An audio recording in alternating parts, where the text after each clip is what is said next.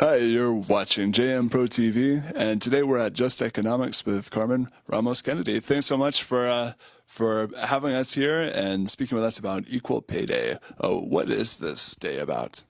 Well, Just Economics, first of all, is a living wage certification program, and amongst other things that we do, but we're in coalition with an organization called Moms Rising, focusing on Equal Pay Day. Today is Equal Pay Day for women overall. Basically, today is the first day that women will equal the same pay that took a man a year to do. So starting from January 2018 to the end of 2018, that was a man's pay. It took women another 4 months to get what the man earned. And if you happen to be a woman of color, a black woman, a Hispanic woman, Latinx community, Native American people, the times are even further out. For a black woman, it's like August. For a Latinx female, if I recall correctly, it's October. For a Native American woman, it's November. So that's almost a year to earn the same dollar that a man earns. A white man in particular is what we're talking about. So, And so with this day, is this recognition of this inequity, or is this a look at movements or actions that are moving towards equity? Well, it's a recognition of the inequity. You know, it's an awareness day. Events like this are happening all over the country, bringing awareness to the fact that women are paid very poorly compared to men. And also, some of the effort is focused on paid leave for families. You know, it's really important when you have a family member to be able to know that you can go take care of a new baby, take care of a sick child, all those things without worrying how your economics will be affected by it. So regarding issues of inequity with pay, I wonder, for our interested viewers, how could people learn more or become involved with this issue? I encourage you to reach out to Just Economics. You can reach out to me, Carmen, at justeconomicswnc.org, or reach out to our partner organization, momsrising.org. Wonderful. I wonder for Just Economics and some information about how that works with Buncombe County or with Asheville in particular. Could you give us some information about how Just Economics is involved with pay issues or with general equity issues in Asheville? Okay.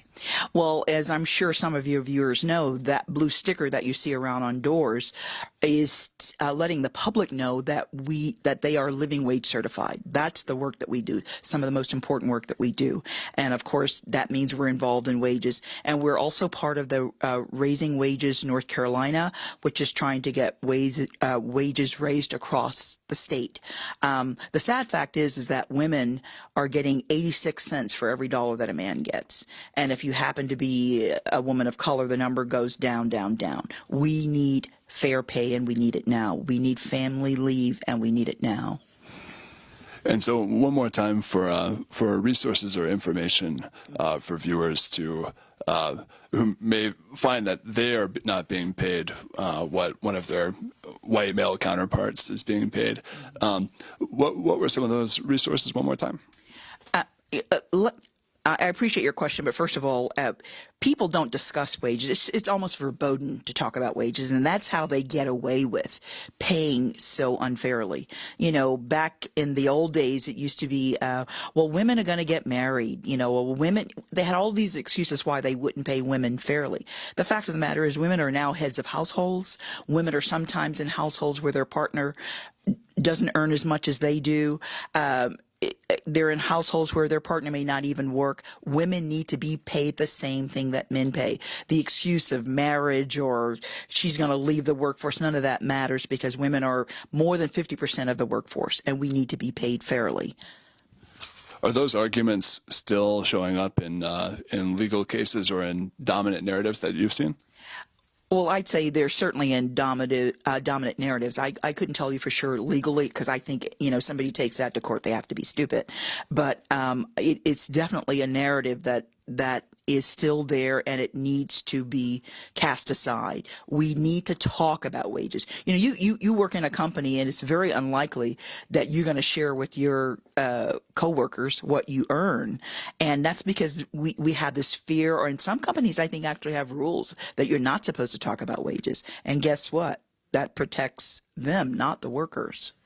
Have you found that, I guess, nationwide unions sometimes serve as advocates in this sort of issue? In North Carolina, as a right-to-work state, do you see more obstacles in place for accessing wage equity? Absolutely. The oxymoron right to work, which means the right to fire. There are so many barriers, but, you know, we're hopeful. We've had legislation introduced recently to raise the wage to 15. And, you know, there's hope. But we have a long way to go to get women on an equity plane. You know, and this is really about low-wage workers. If we can just, because the majority of low-wage workers are women, so if we could just get everybody to 15, it would be a giant step forward. Thank you so much for speaking with us about this. Carmen Ramos Kennedy at Just Economics. It's my pleasure. Thank you.